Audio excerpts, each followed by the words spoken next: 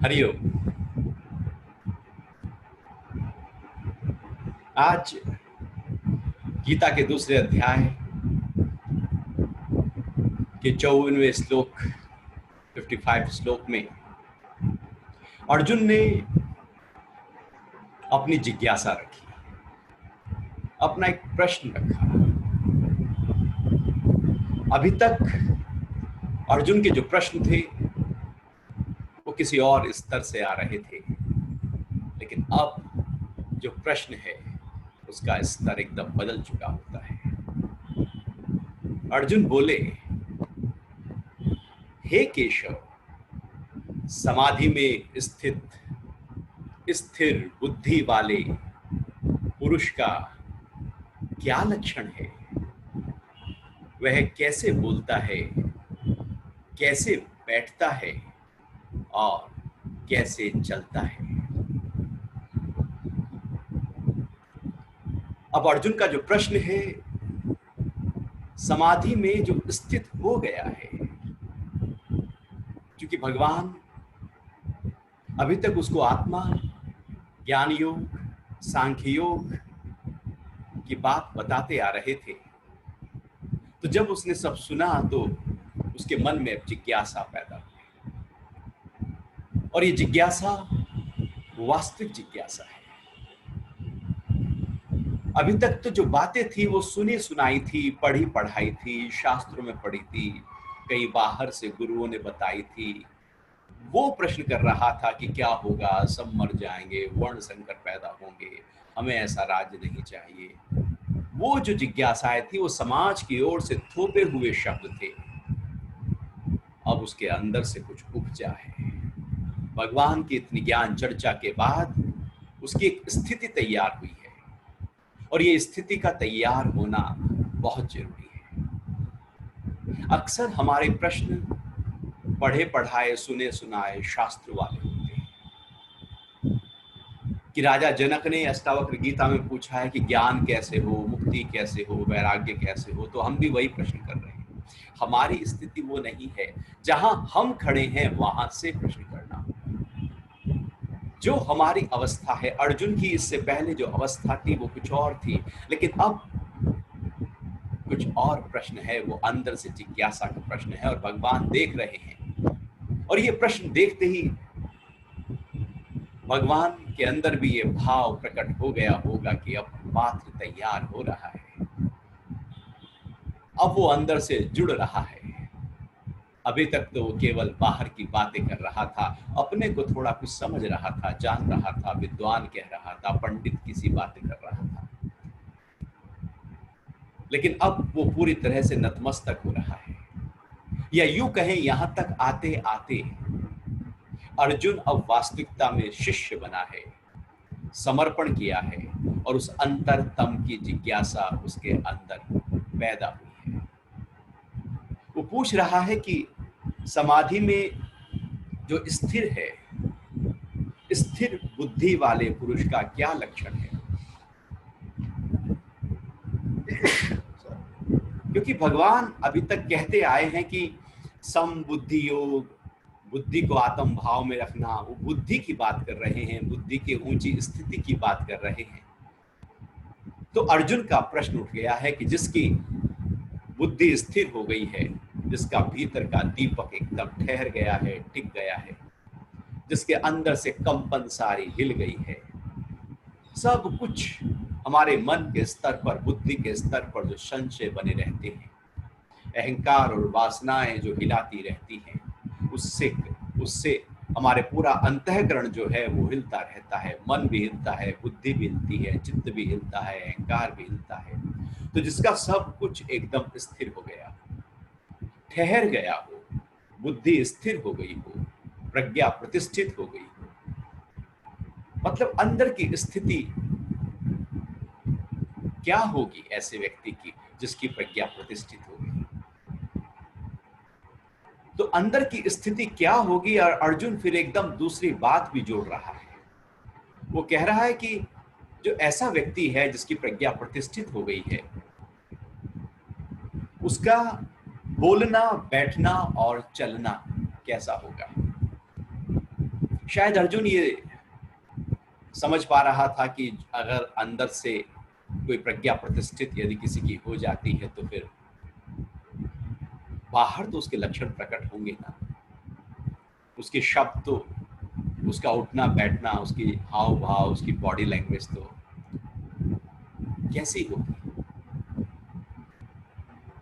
क्योंकि अर्जुन ये भी समझ रहा था कि अंदर की स्थिति को भगवान बताएंगे तो मैं अनुभव कैसे करूंगा, शायद स्थूल स्तर पर ही मैं समझ पाऊं कि यदि ये कुछ इशारा हो, ऐसे कुछ लक्षण प्रकट होते हो तो मैं किसी को देखकर जान पाऊंगा कि ये स्थिर बुद्धि वाला व्यक्ति है।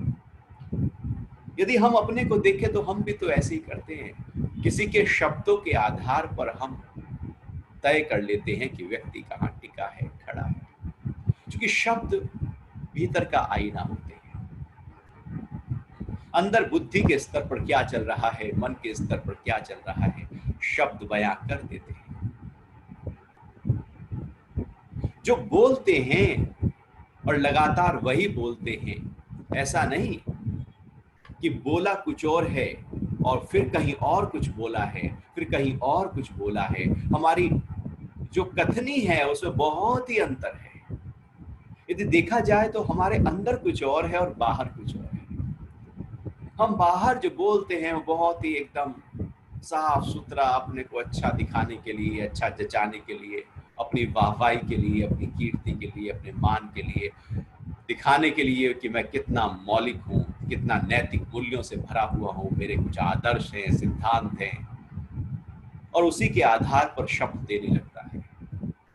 हो सकता है कि अंदर की स्थिति वो ना हो, अंदर कुछ और है, लेकिन बाहर कुछ यदि दिखाना चाहते हैं तो शब्दों को तो फिर से एक नए रूप में गढ़ना होगा, मढ़ना होगा। तो अंदर कुछ और, मुंह में राम बगल में छुरी, अंदर कुछ और बाहर कुछ और जब होता है तो व्यक्ति ऐसे दो भागों में विभक्त हो जाता है। जब बाहर बहुत मीठा मीठा बोल रहा है और अंदर उसके द्वेष चल रहा है तो वो व्यक्ति पूरी तरह से बिखरा हुआ है, उसके ठीक होने की संभावना खत्म है। जो अंदर है जैसा वैसा ही यदि वो बाहर भी प्रकट हो रहा है तो उसके काफी हद तक सुधर जाने की संभावना है। लेकिन यदि अंदर उसके हिंसा है और वो बाहर अहिंसक बन के घूम रहा है तो अब वो अंदर की हिंसा दूर करने की संभावना खत्म है। क्रोध अंदर है और बाहर प्रेम की बातें कर रहा है, अब क्रोध कभी दूर हो नहीं सकता। गुरु के सामने भी जाएगा तो वो उसी प्रेम मीठी मीठी बातों को करेगा। अंदर लोभ है लेकिन बाहर वो पूरी तरह से ऐसे अंदर के विकार, काम वासना अंदर पड़ी है और बातें ब्रह्मचर्य की कर रहे हैं। तो अंदर जो है वो बाहर प्रकट होने लगे तो समझो कि व्यक्ति सच्चा है, पूरी तरह से प्योरिटी है। जो अंदर है वही बाहर है, लगातार वही फ्लो बह रहा है। लेकिन अक्सर हम देखें तो हम अंदर कुछ और बाहर कुछ और, ये विरोध ही तनाव का कारण होता है। ये झल्लाहट देता है, ये अशांति देता है, ये हमेशा हलचल में बनाए रखता है। बाहर जितनी कोशिश हमारी होती है अपने शब्दों को संवारने की, सजाने की, क्यों ना थोड़ी कोशिश अपने भीतर, अपने मन में कर ली जाए। मन में यदि सजावट आ जाए, मन शांत हो जाए, मन में हल्कापन, मन में प्रेम आ जाए तो शब्द तो अपने आप प्रेम से होंगे ही होंगे। मन में द्वेष है तो शब्दों को, प्रेम के शब्दों को प्रकट करने के लिए कोशिश करनी पड़ती है, प्रयास करना पड़ता है, शब्दों को नापना पड़ता है, ढूंढना पड़ता है, व्यक्ति को देखकर बोलना पड़ता है। लेकिन यदि अंदर प्रेम बह रहा है तो शब्दों को नापने की जरूरत नहीं, तोलने की जरूरत नहीं, कर्ता भाव की जरूरत नहीं, क्योंकि वही शब्द अंदर से बह रहे हैं। यदि अंदर ज्ञान है तो ज्ञान के शब्द बह रहे हैं, एक फ्लो हो रहा है। यदि इस तरह की अवस्था हमारी हो जाए तो विरोध खत्म हो जाता है।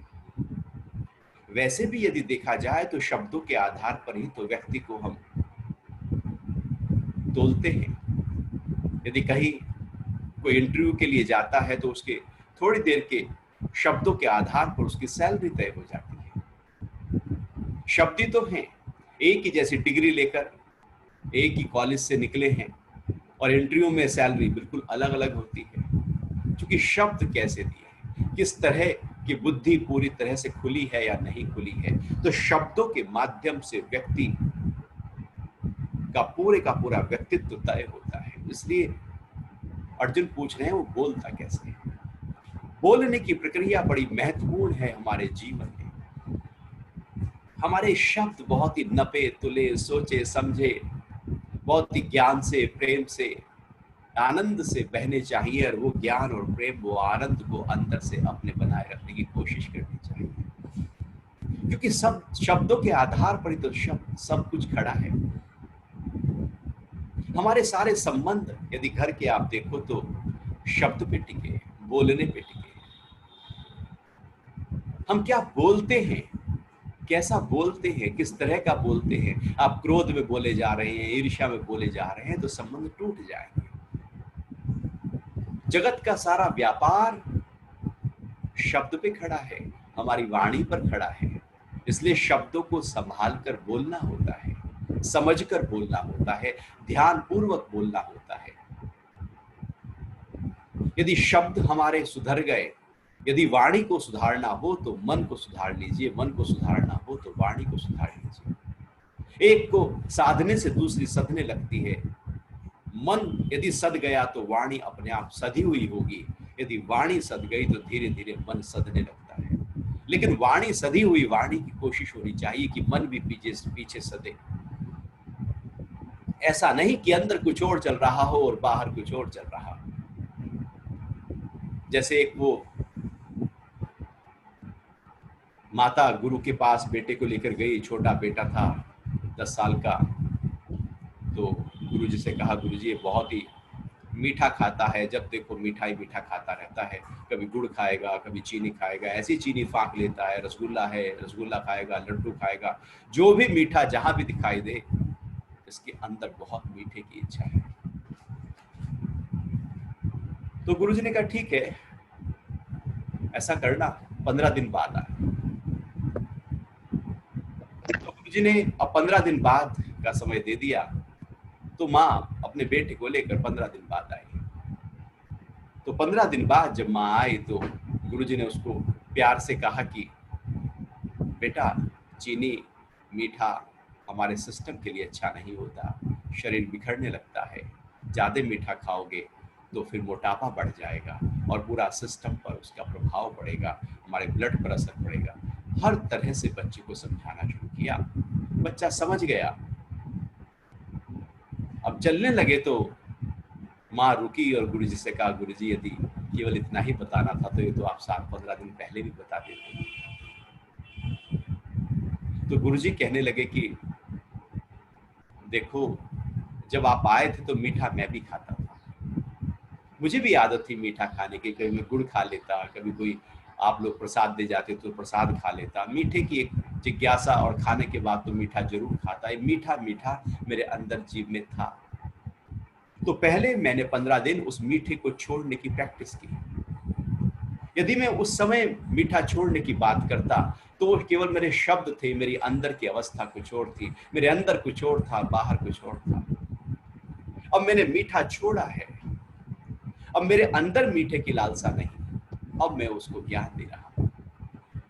तो जो अंदर है अब मैं वो बाहर बोल रहा हूं। तो हमारी वाणी जब जो अंदर ज्ञान से भरी हो, प्रेम से भरी हो, आनंद से भरी हो, वही बाहर से भरी हो, तो हमारे संबंध मजबूत होने लगते हैं। हमारे अपने शब्दों पर हमें ध्यान देना होगा। और ऐसे ही हम भी तो सबसे पहले किसी व्यक्ति को देखते हैं कि उसका चलना कैसे है, उसका बैठना कैसे है, उसकी बॉडी लैंग्वेज क्या है, फर्स्ट इंप्रेशन कैसे पड़ रहा है, कैसे ड्रेसअप हो रहा है, कैसे बैठ रहा है, उसकी चाल ढाल कैसी है। बहुत कुछ इस पर रिसर्च की जाती है कि एक व्यक्ति के चलने पर उसके मन की अवस्था कैसी है। और आप ये अनुमान भी कर सकते हैं, यदि कोई व्यक्ति ढीला सा चल रहा हो, झुककर सा चल रहा हो, गर्दन झुकी हो, तो हम अनुमान लगा ही लेते हैं कि अरे थोड़ा डिप्रेस है, दुखी है, परेशान है, कुछ सोच रहा है। कोई वॉक कर रहा है व्यक्ति, गर्दन झुकी है, तो समझो कि कुछ सोचता हुआ वॉक कर रहा है।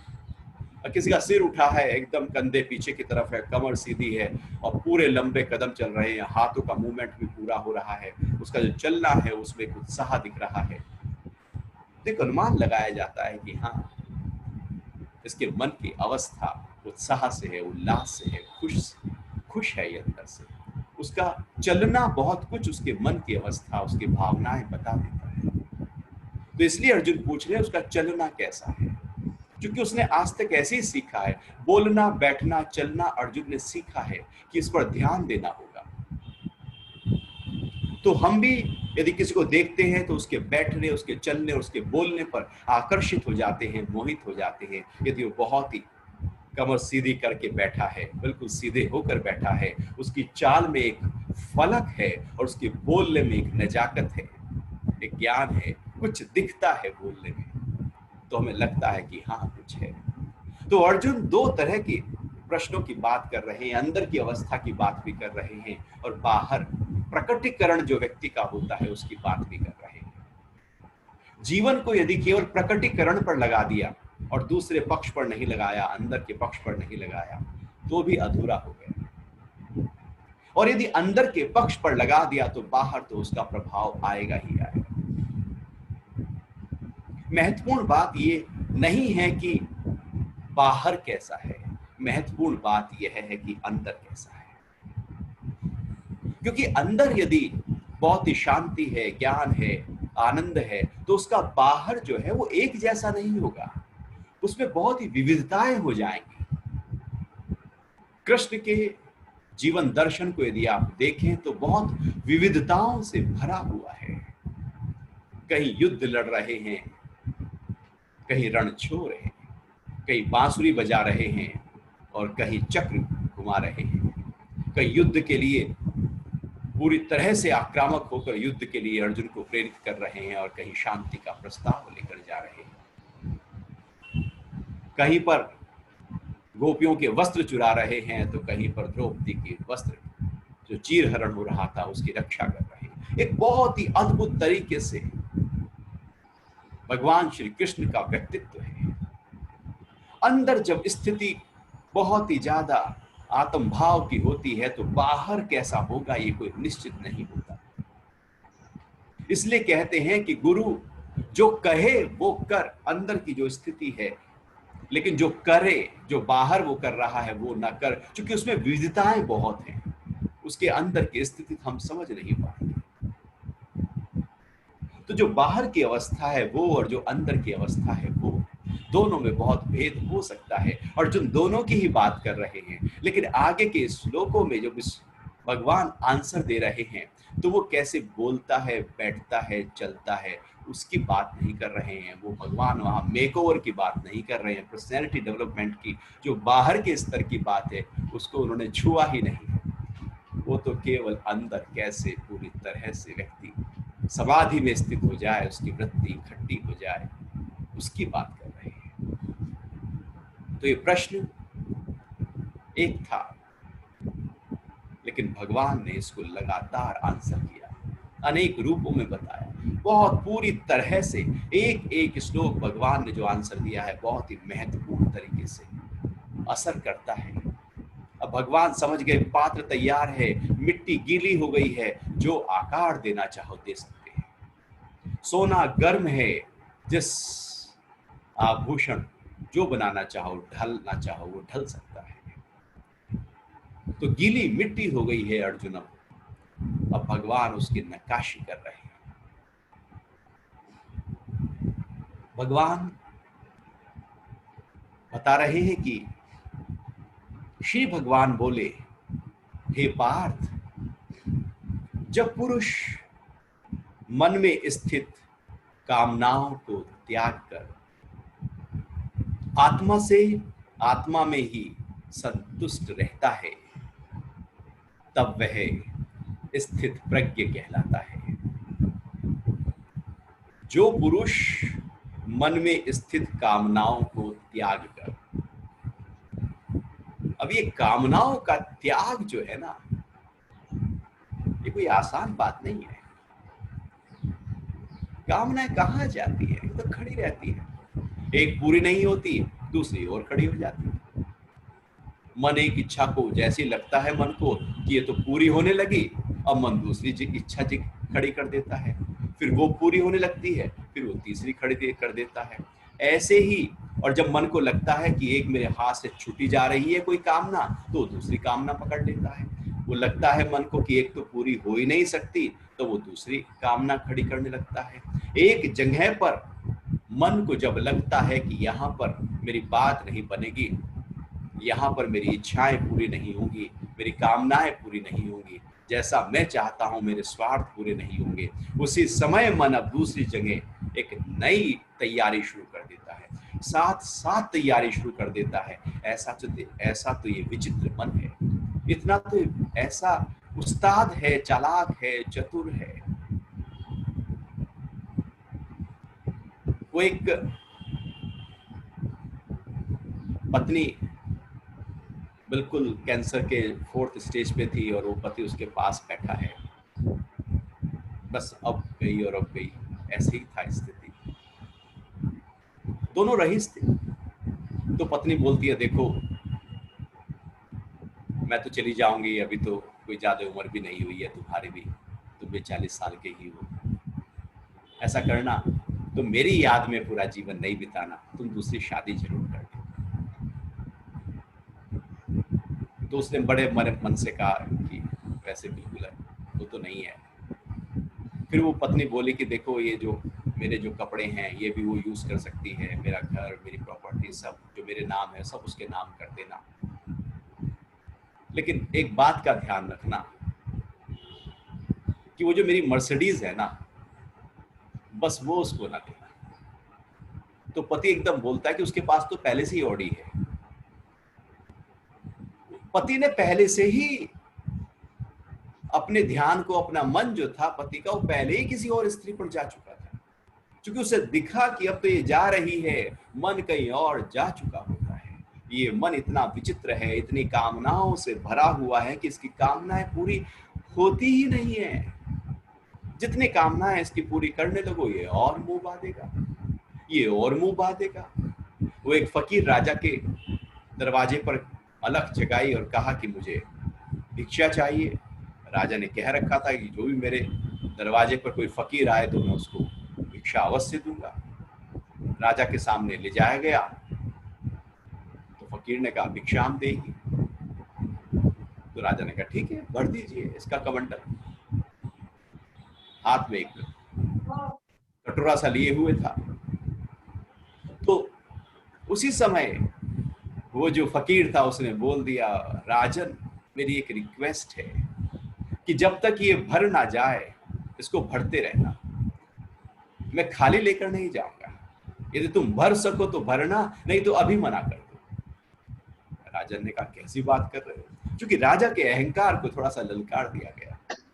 राजा ने कहा कि मंत्री से भर दो। तो अनाज पे अनाज डाले गए और वो जो है, वो जो कमंडल था वो भरे ही ना, अनाज डाले गए। अब राजा ने कहा कि जब सारा अनाज खत्म हो गया, स्वर्ण डाल दिए जाएं, स्वर्ण मुद्राएं डाली गई, आभूषण डाले गए, हीरे जवाहरात डाले गए, सब कुछ डाला गया। लेकिन सुबह से हो गई शाम, लेकिन वो कमंडल भरता ही नहीं था। बात धीरे धीरे सब जगह फैल गई, राज्य के लोग इकट्ठे होने लगे कि ऐसा फकीर है उसका कमंडल तो कोई भरता ही नहीं है। राजा पूरी तरह से परेशान हो गया है। अब राजा शाम को उतर कर पैरों में पड़ गया है फकीर के कि महाराज राज क्या है, इसका राज क्या है, मैं समझ नहीं पा रहा हूं।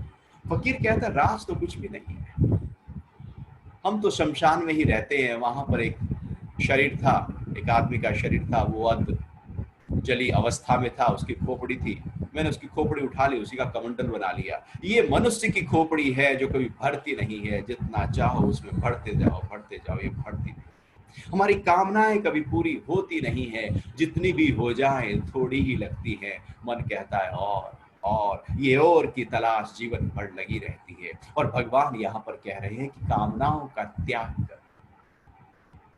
बाहर से कामनाओं का त्याग हो नहीं सकता।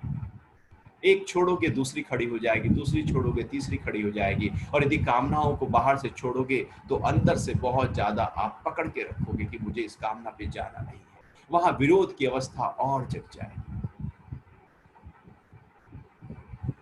बल्कि जब हम समबुद्धि योग में आते हैं, भीतर से जुड़ते हैं तो कामनाओं का त्याग हो जाता है।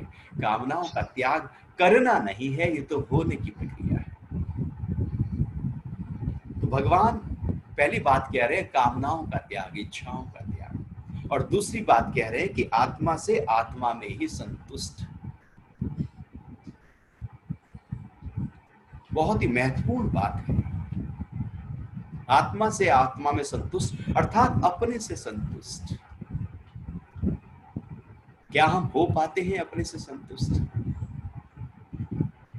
यदि हम अपने को ही देखें तो क्या हम संतुष्ट हैं? आपको अकेले बैठा दिया जाए, मोबाइल भी नहीं है, फोन भी नहीं है, पेपर भी नहीं है, कुछ पढ़ने को नहीं है, बस आप हो और केवल आप हो। और कोरोना काल में तो ये आत्मा से आत्मा में संतुष्ट रहने की जो स्थिति है, इसमें हम अपने आप को पारंगत कर सकते हैं। जब कुछ नहीं है, आप बस पसंद हैं, अपने में हैं, रिलैक्स हैं, कुछ चाहिए नहीं। जब कामनाओं का त्याग हो जाता है तो अपने में हम संतुष्ट हो ही जाते हैं। लेकिन यदि हम अपने को देखें तो हम कहाँ संतुष्ट होते हैं? हम तो एकदम, जहां थोड़ी देर खाली बैठने की मोबाइल देख लेंगे, व्हाट्सएप पे क्या आया, मोबाइल मैसेज क्या आए हैं, मेल क्या आई है, एकदम हम घुमाना शुरू कर देंगे। फिर उससे बोर होंगे तो फिर हम टीवी देखना शुरू कर देंगे, फिर हम न्यूज़पेपर पढ़ना शुरू कर देंगे, दोस्त को फ़ोन कर लेंगे, यहाँ घूम आएंगे, बाहर घूम आएंगे, चलो कुछ शॉपिंग कर लाओ, चलो उधर चले जाओ, गाड़ी उठाकर चले जाओ, चलो पैदल ही घूम आओ, किसी दूसरे से बात कर लो। कहीं हम बाहर जाना चाहते हैं, हमारी दौड़ कहीं बाहर की तरफ है। अपने से हम खुद खुश नहीं हैं, अपने से परेशान हैं। वो अपने से परेशानी ही तो ये जताती है कि मुझे कहीं बाहर जाना है, अंदर बहुत हलचल हो रही है क्योंकि कहीं बाहर घूमने जाना है। और आज घर घर में यही होगा कि सब लोग जो बाहर नहीं निकल पा रहे हैं कोरोना के कारण से, सबके अंदर एक बेचैनी है।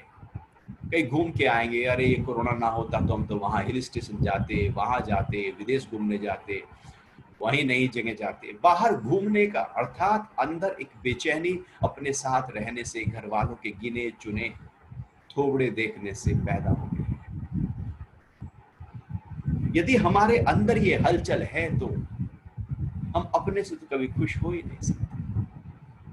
और संतुष्टि और खुशी और आनंद बाहर है नहीं। यदि बाहर होता तो आप यदि किसी दोस्त से मिल रहे हो, बात कर रहे हो, तो थोड़ी देर में उससे बोर हो जाते हो और मन कहता है चलो अब किसी और से बात करें, मन कहता है कुछ और करें। मन हमेशा भाग रहा है, बदल रहा है, वो जगह बदल देगा, स्थान बदल देगा। जहां पर वो कहता है कि यहाँ जाना है और वहां से मन हटकर कहीं और जाने लगता है। एक जगह टिकता नहीं है, व्यक्ति घर बदलता है, गाड़ी बदलता है, ज्वेलरी बदलता है, कपड़े बदलता है, घूमने के स्थान बदलता है। वो सब बदल रहा है क्योंकि एक जगह उसको अब रास आ नहीं रहा है, वो खुश नहीं हो पा रहा है एक जगह। ऐसे ही हम हमेशा कहीं ना कहीं बाहर खुशी ढूंढ रहे हैं, संतुष्टि बाहर ढूंढ रहे हैं, तृप्ति बाहर ढूंढ रहे हैं, बाहर नहीं है। बाहर कैसे हो सकती है? हम अपना रस जहां डालते हैं वहां से तो हमें आनंद आता है। जिस वस्तु में, जिस व्यक्ति में हम कहते हैं ये बहुत अच्छी है, वही वस्तु हमें अच्छी दिखने लगती है। और जिसमें हम कहते हैं कि ये अच्छी नहीं है, अब वो वस्तु हमें अच्छी नहीं लगती, क्योंकि मैंने ही अपना रस वहां से निकाल लिया। जहां मैंने रस डाला वो वस्तु, वो पदार्थ, वो स्थान बहुत अच्छा हो गया। और जहां से रस निकाल लिया वो व्यक्ति, अभी जो दोस्त था वो दुश्मन दिखने लगा। वो स्थान जो बहुत प्रिय था आप घर बदल लेते, क्योंकि रस वस्तुओं में नहीं, वो तो हमारे भीतर है। हम ही अपना रस वस्तुओं में डालते हैं, पदार्थ में डालते हैं और वो हमें अच्छे लगने लगते हैं। अपने में ही वो जो भीतर का रस है, संतुष्टि है, तृप्ति है, आनंद है, उसको जानना है, उसको पहचानना है, अपने में रहना है।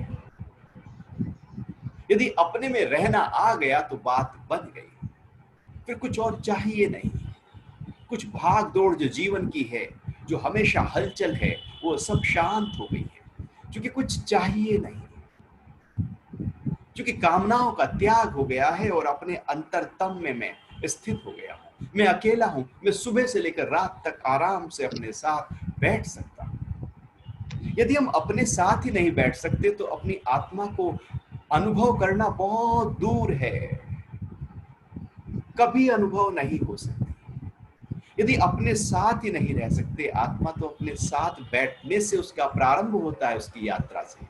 अभी हमारा मन तो भागने को करता है, ये कर लूं, वो कर लूं। घर में कुछ भी करने को नहीं तो हम ड्राइंग रूम से उठकर बेडरूम चले जाएंगे, बेडरूम से किचन में आ जाएंगे, कुछ खा लेंगे।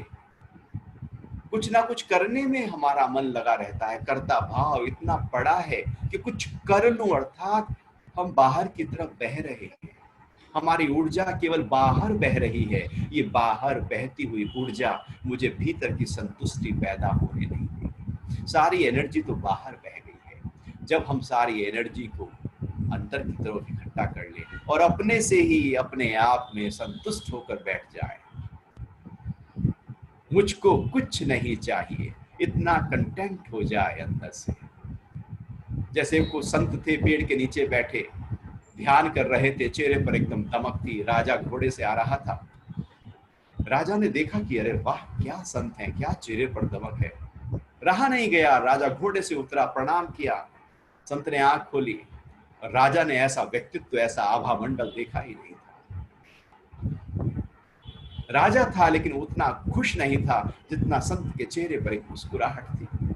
राजा ने प्रणाम कहा और कहा कि आप ये जो पेड़ के नीचे रहते हैं और ये छप्पर आपका मैं देख रहा हूं टूटा फूटा सा है, भगवान आप मेरे साथ चले।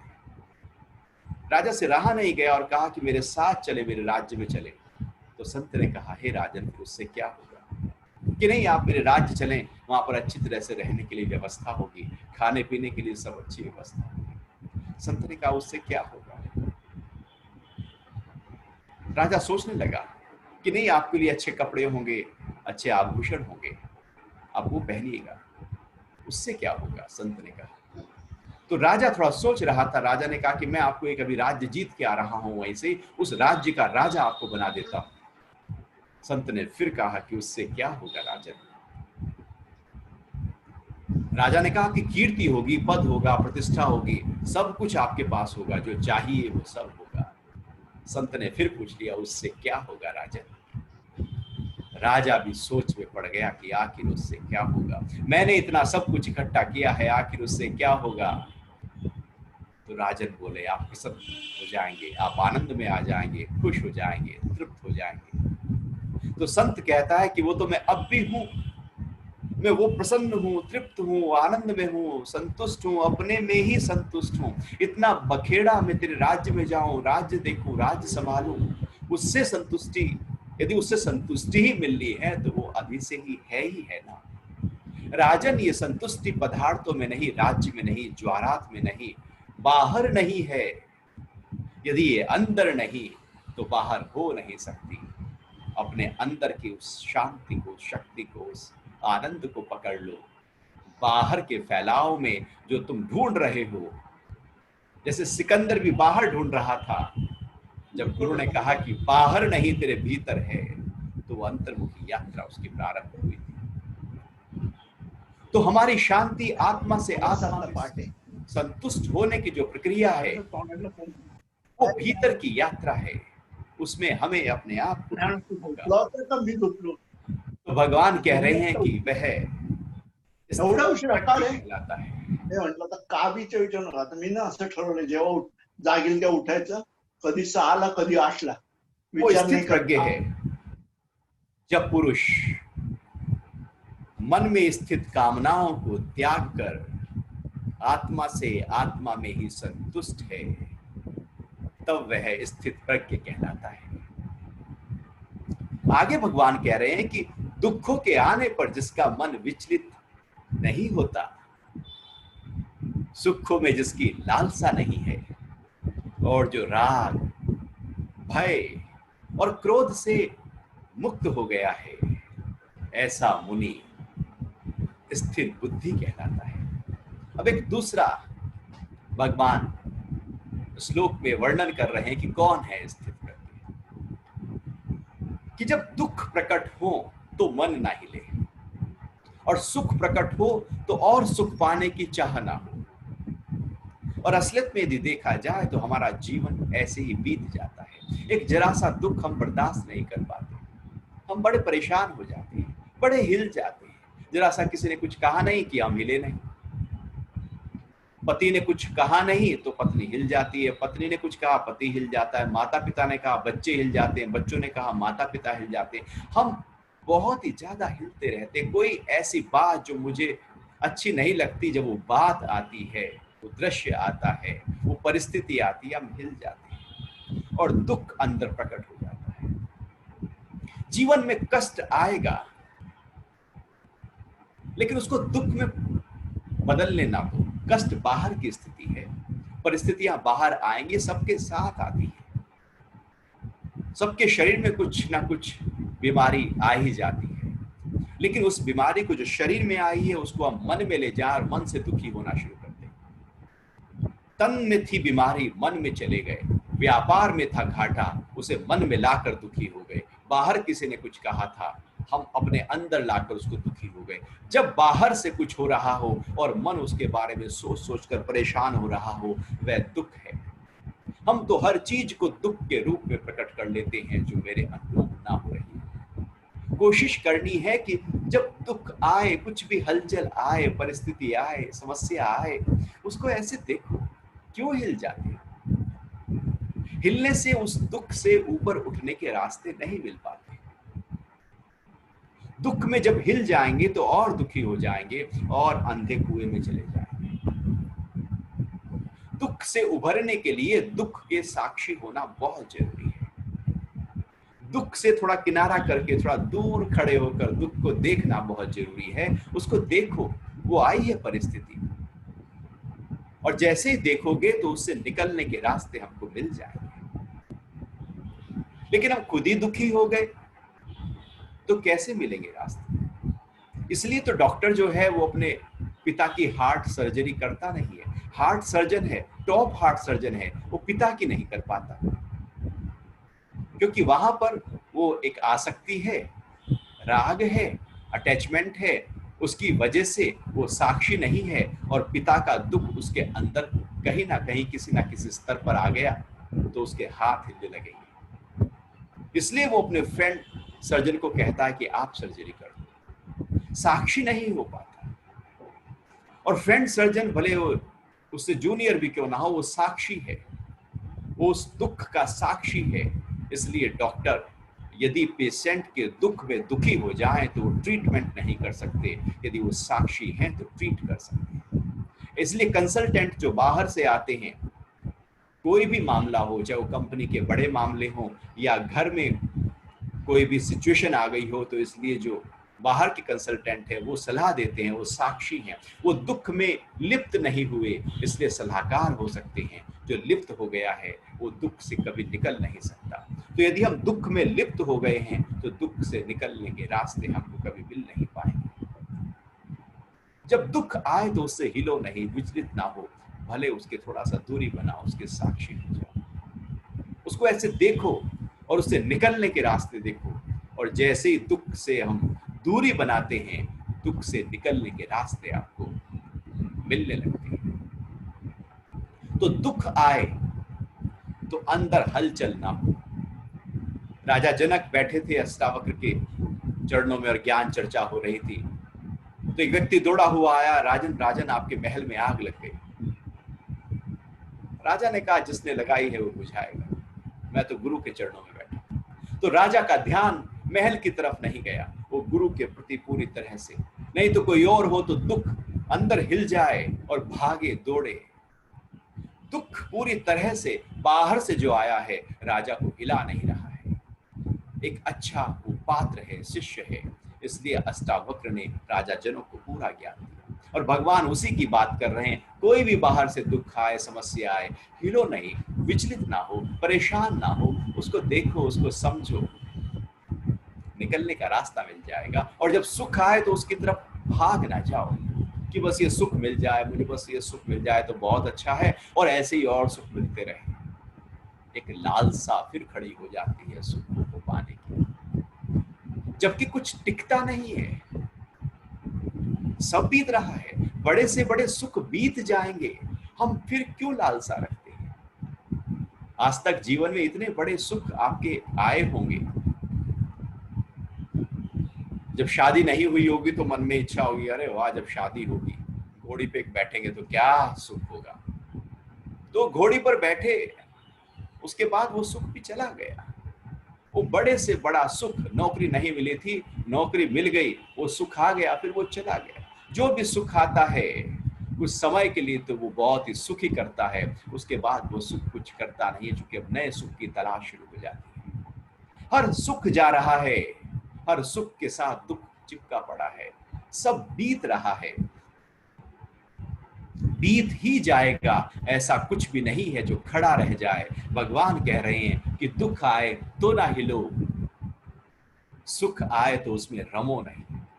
लेकिन हमारी जो वृत्ति है यदि देखा जाए तो हम बहुत ज्यादा उसमें सुख में रम जाते हैं और सोचते हैं कि ये सुख ऐसे ही रहेगा, जीवन इसी सुख के साथ बीतता जाएगा, दुख तो कभी आएगा नहीं, सुख ही सुख रहेंगे और मैं सुख ही सुख की लालसा रखूं। यह भी बीत जाएगा राजन। तो जब राजा ने अपने बर्थडे पर सबको इनवाइट किया तो सब गिफ्ट लेकर आए। शाम को राजा ने सारे गिफ्ट खोलने शुरू किए तो एक डब्बे में देखा तो उसमें एक पर्ची थी, उसमें लिखा हुआ था, हे राजन यह भी बीत जाएगा। राजा बड़ा क्रोध में आया, पूरा राज्य तो मेरे जन्मदिन की शुभकामनाओं से भरा हुआ है और सारे राज्य में हर्षोल्लास है, और ये कह रहा है यह भी बीत जाएगा, ये मेरे जन्मदिन पर खुश नहीं है, बुलाओ इसे। बुलाया गया और कारागार में डाल दिया गया। समय बीता, कुछ महीने बीत गए, पड़ोसी राजा ने इस राजा पर आक्रमण कर लिया और इस राजा को बंदी बनाकर अपने यहाँ डाल दिया। अब ये राजा जो बंदी था बहुत परेशान था, बहुत अभी तो कीर्ति थी, सोच रहा था कि क्या राज्य में जश्न चल रहे थे और अब मैं बंदी हो गया, क्या कहेगी मेरी प्रजा। बहुत दुखी, बहुत परेशान, डिप्रेस हो गया। सोचने लगा कि अब यदि निकलूंगा भी बाहर तो प्रजा के सामने क्या मुंह दिखाऊंगा, क्या कहेगी प्रजा, कैसा है राजा, मैं तो यहीं पर आत्महत्या कर लेता। तो राजा ने आत्महत्या करने की ठानी वहीं पर कारागार में। तो अचानक उसका हाथ जब जेब में गया तो वही पर्ची, वही ड्रेस, वही पोशाक उसने पहने थे जो उसने जन्मदिन पर पहनी हुई थी जिस दिन राजा ने उस पर आक्रमण किया, तो वही पर्ची उसने जेब में डाल ली थी। अचानक वो पर्ची निकल आई, जैसे हमारे जेब के अंदर भी न जाने कौन सी पुरानी पर्ची निकल आती है, पता नहीं कब डाला था, अरे 100 का नोट पता नहीं कहाँ कब डाला था इस पैंट में, आज निकल के आ गया। ऐसे ही वो राजा के उस पोशाक से वो पर्ची निकल कर आए, उसने खोला तो लिखा हुआ था, यह भी बीत जाएगा राजन। ये लाइन राजा के अंदर बहुत ज्यादा हिम्मत देने वाली थी, उत्साह देने वाली थी। वो समझ गया था कि जब वो खुशियों का पल बीत गया तो ये दुख से भरा हुआ समय भी बीत जाएगा, क्योंकि काल एक जैसा नहीं रहता। और वही हुआ कि पूरी जनता ने पूरी तरह से विद्रोह कर दिया इस राज्य पर और अपने राजा को छुड़ा लिया। अब इस राजा ने उस व्यक्ति को मंत्री बनाया, क्योंकि यहां पर कुछ ठहरता नहीं है, इस बात को हमें पक्का करना होगा। जब नहीं रहे हैं वो दिन तो नहीं रहेंगे ये दिन भी। जब खुशियों के दिन नहीं रहे तो ये दुख के दिन भी नहीं रहेंगे। जब नहीं रहे हैं वो दिन तो नहीं रहेंगे ये दिन भी। जब हास प्रबल हो ही ना सका तो टिक न सकेगा क्रंदन भी। जब खुशी टिक नहीं पाई तो रोना कैसे टिकेगा। यहाँ सब बीत जाएगा। इसलिए भगवान कह रहे हैं दुख आए तो विचलित ना हो और सुखों की तरफ आपकी लालसा ना हो। जो राग, भय व क्रोध से मुक्त हो गया है, हमारे अंदर जो आसक्ति है, जो राग है, वो बहुत ज्यादा परेशान करता है। राग के बिना जो कर्म होते हैं वो शुद्ध होते हैं और सही प्रकार से होते हैं। यदि अर्जुन भी राग और भय से युद्ध करे तो जीत छोड़ ही सकता है। अटैचमेंट के साथ में वो तो कैसे मारेगा, वो भीष्म पितामह को कैसे मार सकता है यदि राग के साथ, वो तो खुद ही मर जाएगा। अर्थात कर्मों में पूरी तरह से यदि निष्ठा चाहिए, एकाग्रता चाहिए, तो उसके अंदर इमोशंस हमारे नहीं होने चाहिए। यदि क्रोध से कोई कर्म कर रहे हैं तो कर्म कभी बहुत ऊंचा स्तर का थोड़ी होगा, राग से कर रहे हैं तो ऊंचे स्तर का थोड़ी होगा, भय से कर रहे हैं तो ऊंचे स्तर का थोड़ी होगा। वो तो अंदर से हिल रहे हैं और कर्म किए जा रहे हैं। तो यदि अर्जुन के दृष्टिकोण से देखें तो वहां पर राग, भय और क्रोध यदि उसके अंदर है तो वो युद्ध जीत नहीं सकता। यदि वो पूरी तरह से इनको हटाकर युद्ध में जाएगा तो जीत सकता है। ऐसे ही हम भी यदि जीवन में सारे काम करें, जो भी काम है आसक्ति को न करके फोकस हो जाए, एकदम जिस काम में है उसी काम में पूरी तरह से फोकस हो जाए, तो आप पाएंगे कि आपका राग हट गया, क्रोध हट गया, आपका भय हट गया, क्योंकि आप फोकस हो गए, ठहर गए हैं, एकाग्र हो गए हैं। तो राग हमारे कर्मों को हिला देता है, हमें बहिर्मुख कर देता है, बाहर से कहीं जोड़ देता है, अंदर से जहां जुड़ना था वहां से हट गए, बाहर कहीं जुड़ गए। डर हिलाता रहता है कि ये ना चला जाए, वो ना चला जाए। डर यही तो है, सबको परेशान करता है। जो है वो चला ना जाए, इसका भय सता रहा है। ये शरीर है, छूट ना जाए, स्वास्थ्य है, छूट ना जाए, धन है, चला ना जाए, पद है, छूट ना जाए, अभी तो कुर्सी है, शायद ना रहे, ये संबंधी है, कोई चला ना जाए। एक भय लगा रहता है, एक अभिनिवेश है हमारे अंदर। ये जो डर है ये हमें जीने नहीं देता, ये कर्मों में परफेक्शन आने नहीं देता, ये खुशियों को खा जाता है, ये प्रसन्नता को खा जाता है, ये आनंद को खा जाता है, ये प्रेम अंदर पनपने नहीं देता, क्योंकि डर है। डरा हुआ व्यक्ति कभी भी पनप नहीं सकता। जैसे एक बकरी है, बकरी को दिन भर घास चराओ और शाम को शेर के सामने बस कुछ देर के लिए खड़ा कर दो, बकरी डर जाएगी। और रोज का यही नियम करना शुरू कर दो, सुबह से लेकर रात तक खिलाओ पिलाओ और शाम को जाकर शेर के आगे खड़ा कर दो। बकरी के सामने घास होगा तो उसके अंदर ये चलता रहेगा कि शाम होगी तो शेर, आज शेर खाना ले, आज शेर खाना ले। एक डर पनपने नहीं देता हमको। इसलिए प्रकृति में सब कुछ है, परमात्मा ने सब कुछ दिया है, लेकिन एक अनजाना सा डर हमारे अंदर जो कल्पना का है, जो ख्यालों का है, वास्तविक नहीं है, बस सोचा है ऐसा ना हो जाए, वो हमारे बुद्धि को खा जाता है, प्रेम को, उत्साह को, खुशी को, सबको खा जाता है। वो डर जीने नहीं देता, वर्तमान में ठहरने नहीं देता, क्योंकि डर तो भविष्य का होता है। भगवान कह रहे हैं कि जिसके राग, भय और क्रोध, तो भय से ऊपर उठकर ही हम जीवन को जी सकते हैं।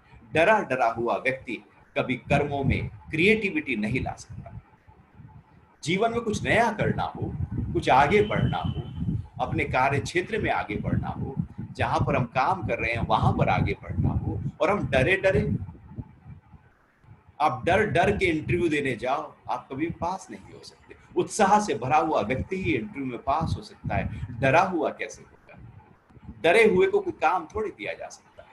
अंदर से जो भय है वो मुझे आगे नहीं बढ़ने देता। ना शरीर का स्वास्थ्य बेहतर होता है, ना मन का स्वास्थ्य बेहतर होता है, ना बुद्धि के निर्णय अच्छे होते हैं। किसी भी स्तर पर हम जीवन में आगे नहीं बढ़ पाते, क्योंकि डर लगातार अंदर है। कुछ गलत ना हो जाए, कुछ छूट ना जाए, कुछ चला ना जाए, इस डर से ऊपर उठना है, तब जाकर वो कहते हैं ना कि डर के आगे जीत है। डर है तो फिर जीत कहां? डर से हटो तो निडरता पैदा होती है, अभयता पैदा होती है, जीत पैदा होती है, अर्थात अपने उस आत्म भाव में हम आ सकते हैं। ऐसा मुनि स्थिर बुद्धि कहलाता है। अगला श्लोक 57, जो पुरुष सर्वत्र स्नेह रहित है तथा शुभ या अशुभ फल मिलने पर ना तो प्रसन्न होता है और ना दुखी होता है, उसकी प्रज्ञा प्रतिष्ठित है। भगवान नए नए तरीके से कैसे स्थिर बुद्धि हो जाए, प्रज्ञा प्रतिष्ठित हो जाए, उसकी बात कर रहे हैं। किसकी प्रज्ञा प्रतिष्ठित है, कैसी साधना उसने की है, क्या उसके प्रकट हुआ है, लक्षण क्या प्रकट हुए हैं। स्थूल लक्षण नहीं, बल्कि बहुत ही सूक्ष्म लक्षणों की बात कर रहे हैं भगवान। जो सर्वत्र स्नेह रहित है, आसक्ति नहीं है, पकड़ नहीं है। ऐसा नहीं कि जो दिखा रहे ये मैं ले लूं। ये मार्केट में गए, लेने गए थे कुछ और, अच्छा ये तो बहुत अच्छा लग रहा है, चलो वो ले आए। हर जगह हमारी आसक्ति, हमारी जीव बाहर ही है। लोभ हमेशा खड़ा है, कुछ पाने का भाव हमेशा खड़ा है, इकट्ठा करने का भाव जब खड़ा होता है और आसक्ति फिर बढ़ने लगती है, राग बढ़ जाता है। हम चीजों को एज इट इज नहीं देखते, उसको एंजॉय नहीं करते, उसको अपना कुछ करना चाहते हैं। इसलिए तो जो पर्यटक होते हैं वो शहर को आके घूम के जाते हैं, उसका आनंद लेकर जाते हैं, और जो वहां के रहने वाले हैं वो दुखी होने लगते हैं, क्योंकि वहां पर उसकी आसक्ति है। जो अनासक्त होकर सर्वत्र विचरण करता है, ऐसे जैसे कोई धर्मशाला में रह रहे हो, जैसे पूरी तरह से मेरा नहीं, मैं रह रहा हूं, कुछ समय के लिए जीवन मिला है, मैं एंजॉय करने आया हूं इस धरती के ऊपर। ये भाव जब हमारे अंदर हो कि एंजॉय करने आया हूं, पर्यटक हूं, टूरिस्ट हूं, तो आप ज्यादा बेहतर तरीके से एंजॉय कर सकते हो लाइफ को। यदि हमने आसक्ति कि नहीं ये तो मेरा देश है, ये मेरा घर है, ये मेरा धर्म है, ये मेरी जाति है, ये मेरा है, ये मेरा है, बस जहां मेरा मेरा मेरा मेरा हम करना शुरू कर देते हैं, वहीं पर बंधने शुरू हो जाते हैं। बंधन की प्रक्रिया ऐसे आती कि ये मेरा है, वहां बंध गए, और सब कुछ उस परम पिता परमात्मा का है। और वैसे भी देखे तो मेरा है या उसका है, मेरा होता तो साथ लेकर आते, यहीं से मिला है यहीं छूट जाएगा, काहे को कुछ समय के लिए कहें कि मेरा है। देखा जाए तो चोरी ही है तो उसका हम कहते हैं मेरा है, उसका है उसका समझ कर वर्तो। कर्तव्य कर्म यही है कि उस जो मिला है वो कर्म करना है, उसका है और बेहतर तरीके से करना है। जैसा शरीर मिला था उसको स्वस्थ रखना है, जो मिला है उसको और बेहतर करके पेश करना है, उसको खराब नहीं करना, क्योंकि मुझे उससे मिला था। लेकिन आसक्ति के कारण से वो सब गड़बड़ा जाता है। तो भगवान कह रहे हैं कि स्नेह रहित है, सब जगह स्नेह रहित है, सब के सबको देखकर एक जैसा प्रेम का भाव है।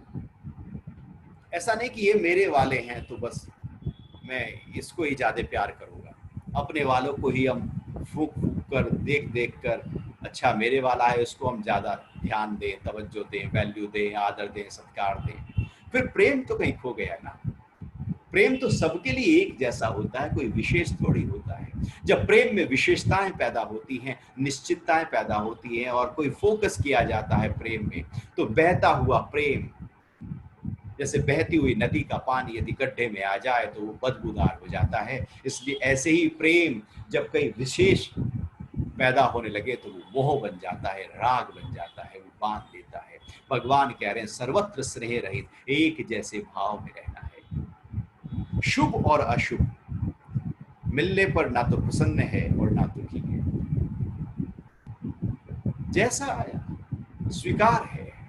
एक्सेप्टेंस का भाव यदि हमारे अंदर पैदा है, बढ़ा हुआ है, तो बात बन गई। शुभ आया, अच्छा हुआ तो भी स्वीकार है, बुरा हुआ तो भी स्वीकार है।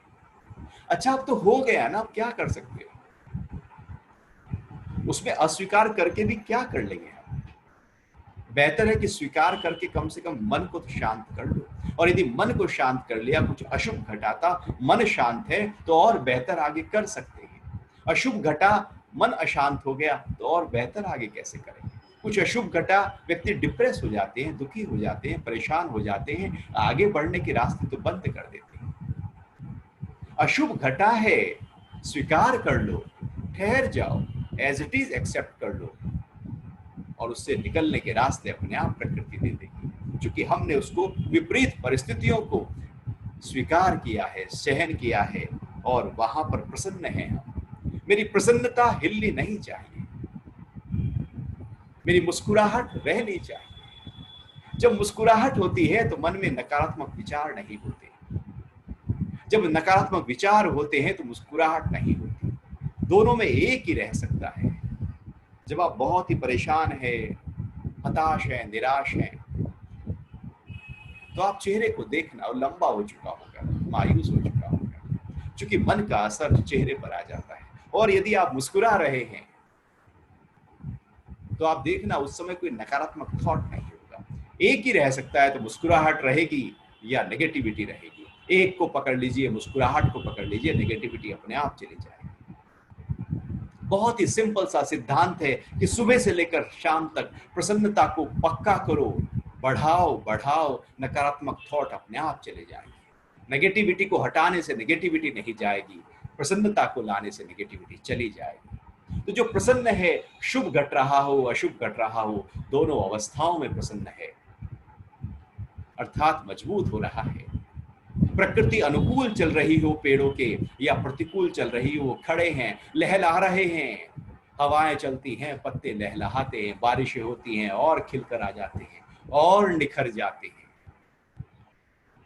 जैसे खड़े हैं, पूरी प्रकृति खड़ी है, विपरीत हो रही हो, ऐसे ही हम भी जब शुभ घटे या अशुभ घटे प्रसन्न हो।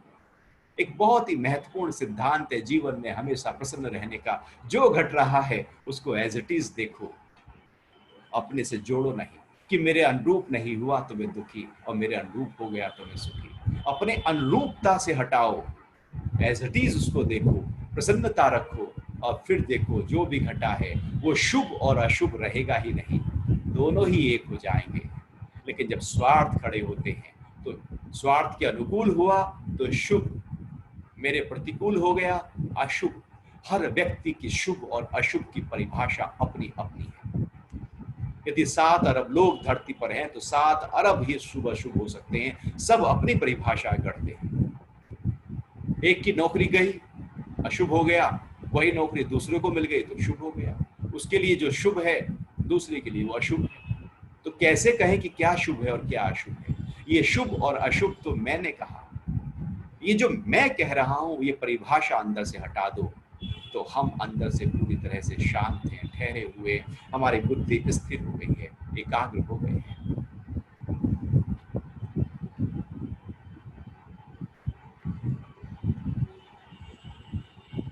कर्म होते हैं वो हमें बहुत ही ऊंचे स्तर पर ले जाते हैं।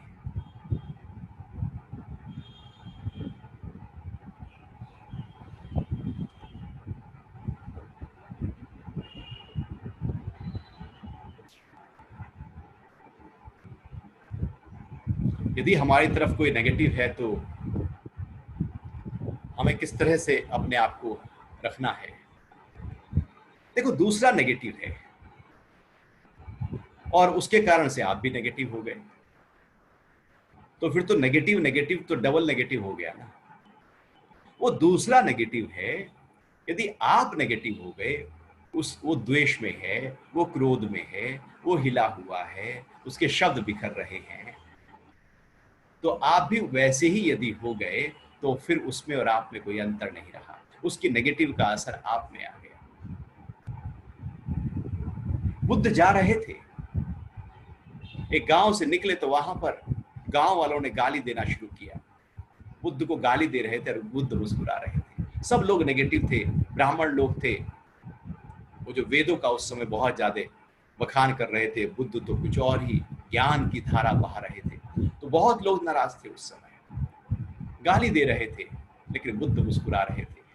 बुद्ध के शिष्य ने, आनंद ने पूछ लिया, भगवान आप कैसे मुस्कुरा रहे हैं? इतने लोग नेगेटिव हैं, इतने लोग आपको अपशब्द कह रहे हैं और आप मुस्कुरा रहे हैं, ये कैसे हो सकता है? तो बुद्ध ने कहा, देखो, इससे पहले हम गांव में होके आए हैं, तो वहां पर सब गांव वाले इकट्ठे होकर आपने देखा ना कि बहुत प्रसाद लेकर आए थे, मिठाइयां लेकर आए थे, फल फ्रूट लेकर आए थे। हमने तो हाथ जोड़े हैं, हमने तो खाने से मना किया था। वो प्रसन्न होकर आए थे, हमने कहा घर में ले जाओ प्रसाद के रूप में। हमने स्वीकार नहीं किया तो उन्होंने घर में मिठाइयां बांटी होंगी ना। हमने कहा हाँ जरूर, कि देखो ये नाराज हो रहा है, यदि मैं इसकी गालियां ना लूं तो ये क्या करेगा? ये जब लौट के घर में जाएगा तो घर में गालियां ही देगा।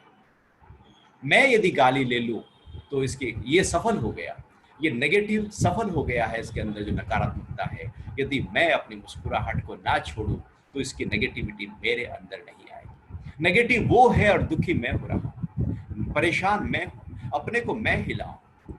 यदि एक क्रोध कर रहा है, एक घर में यदि पति पत्नी है और एक कोई जोर से बोल रही है, मान लो पत्नी कोई जोर से बोल रही हो और ऐसे में पति भी उतना ही जोर से बोलना शुरू करे, फिर पत्नी और जोर से बोलेगी, पति फिर और जोर से बोलेगा, टकरार शुरू हो जाएगी, झगड़ा शुरू हो जाएगा। एक नेगेटिव हो रहा है तो दूसरा यदि शांत हो जाए, एक ने कही दूजे ने मानी, नानक कहे दोनों ज्ञानी। शांत होने का समय है। यदि कोई थोड़ा हिला हुआ है, परेशान है, दुखी है, तो शांत होने का समय है।